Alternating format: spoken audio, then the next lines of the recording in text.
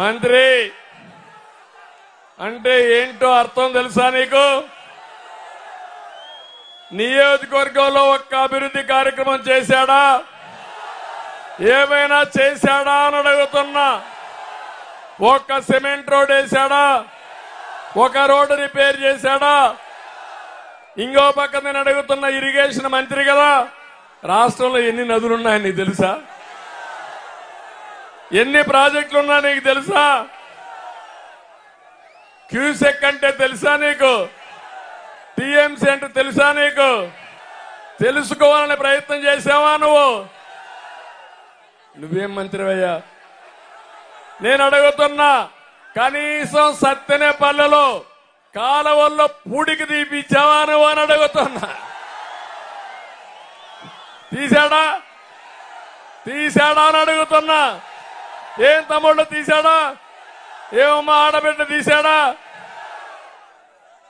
మొత్తం చెప్తాయి కూడా వస్తా, చాలా ఉన్నాయి ఆయన కథలన్నీ. ఆయన మీద నాకు ద్వేషం లేదు, బాధ లేదు. పోలవరం పోయి కనీసం సబ్జెక్ట్ నేర్చుకొని ఉంటే సంతోషపడేవాడిని. ఈయన చేయగలిగింది ఏమీ లేదు అక్కడ. ఆయనకు పదవి ఇచ్చింది పవన్ కళ్యాణ్ తిట్టడానికి, నన్ను తిట్టడానికి. నేను చెప్తున్నా, నీలాంటి వాళ్ళ మేము లెక్క పెట్టుకోవడం లేదు. రోజులు వస్తాయి, బజార్లో నువ్వు చేసిన పనులన్నీ మా ప్రజలే సమాధానం చెప్పే రోజు తొందరలో వస్తుంది. తెలుగుదేశం పార్టీ హయాంలో ఒక మంత్రి అంటే సమర్థత, ఒక మంత్రి అంటే పనితనం చూసి ఇచ్చాం. వీళ్ళు ఇచ్చింది మంత్రి అంటే నాకే అర్థం కాల. ఎలాంటి మంత్రి అంటే సంక్రాంతి సంబరాల్లో డాన్సులు.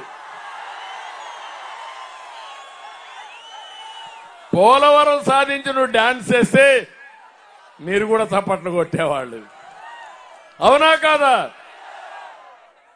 ఇంకో పక్క మీరు చూస్తే వద్దులే, చాలా దూరం వెళ్ళిపోతున్నారు మీరు. ఇంకో పక్క మీరు చూస్తే నాకే ఆశ్చర్యం వేస్తుంది. సంక్రాంతి సంబరాల పేరుతో పింఛన్లో డబ్బులు వసూలు చేశారు, అవునా? వాస్తవేనా? 200 రూపాయలు ఒక పింఛన్దారుడు కప్పం కట్టాలి. ఏంటో నాకే అర్థం కాల. ఈ విధంగా కొత్త ఒక 10 లక్షల రూపాయలు వసూలు చేసుకున్నాడు.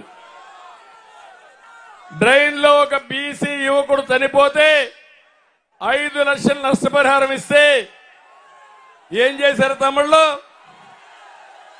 50% వాటా.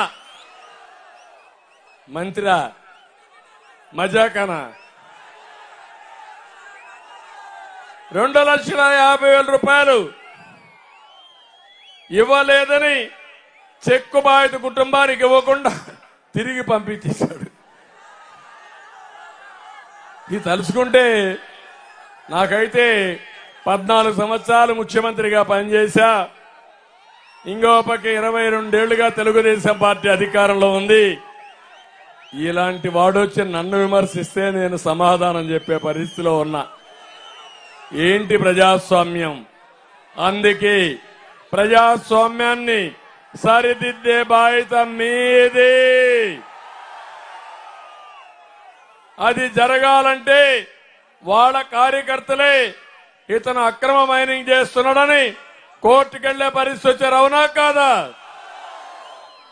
ఆయనకు సీట్ ఇవ్వద్దని వాళ్ళే అడిగారు, కానీ సీట్ ఇచ్చారు. కానీ మీ మీద బాధ్యత ఉంది. ఇప్పుడు ఏంటి ఆ బాధ్యత? చిత్తుగా ఓడించి కన్నాని అఖండ మెజార్టీతో గెలిపించి మీ సత్తా చూపించాలి.